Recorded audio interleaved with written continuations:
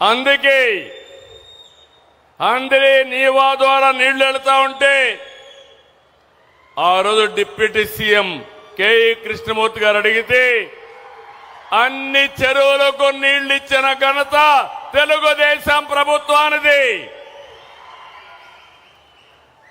ఈరోజు ఈ ప్రాజెక్టు నేను పోలవరానికి వెళ్ళినప్పుడు ప్రభాకర్ గారు కలిశారు. నన్ను అడిగారు, సార్ నేను ఈ ప్రాజెక్టు చేయించా అంటే నేను ఒకే మాట చెప్పాను,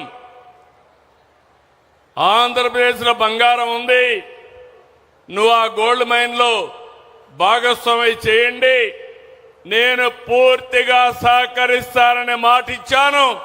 ఈరోజు వారు ముందుకొచ్చారు. దీన్ని ముందుకు తీసుకుపోయే పరిస్థితికి వచ్చారు. ఇక్కడ భూసేకరణ గాని, నీళ్లు గాని, పర్మిషన్లు గాని, సెక్యూరిటీ గాని అన్ని పూర్తిగా ఇచ్చే బాధ్యత ఈ ప్రభుత్వాన్ని చెప్పి కూడా నేను మీకు తెలియజేస్తున్నా. నాకు కావాల్సింది మీకు ఉద్యోగాలు కావాలి.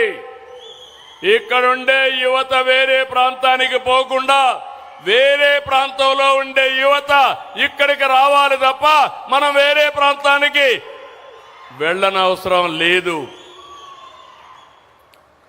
అందుకే ఈ స్వర్ణగిరి గోల్డ్ ఫీల్డ్ రాష్ట్రానికి ఒక ఆదర్శంగా తయారవుతుంది.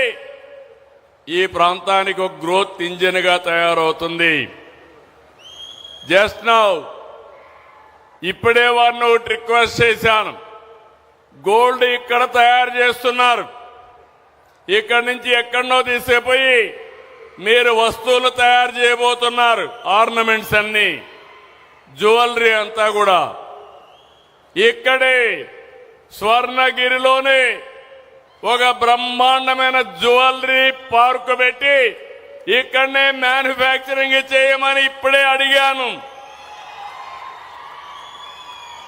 ఈ రోజు రేపు మాట్లాడతాను.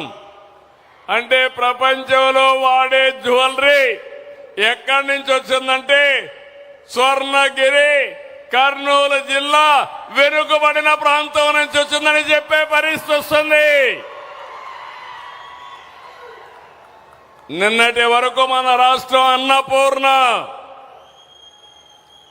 అంతేకాదు రత్న గర్భగూడ. మన రాష్ట్రంలో పండని పంటలు లేవు, దొరకని ఖనిజాలు లేవు.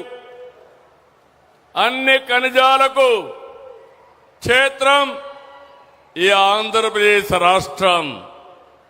Mangampeta varieties, Rayalaseema lime stone, uranium, Visakha ఏజెన్సీలో బాక్సైట్, చీమకుర్తి గెలాక్సీ గ్రనైట్, కుప్పంలో గ్రీన్ గ్రనైట్, శ్రీకాకుళంలో బ్లూ గ్రనైట్, గూడూరులో మైకా, ఇంకో పక్క నెల్లూరు జిల్లా అంతా సిలికా, ఉత్తరాంధ్రలో బీచ్ శాండ్, అనంతపూర్ గాని మదనపల్లిలో గాని ఐరన్ ఓర్ ఉంది, కేజీ బేసిన్ లో గ్యాస్ ఉంది, పెట్రోల్ ఉంది, ఏలూరు దగ్గర కోల్ మైన్స్ కూడా ఉన్నాయి.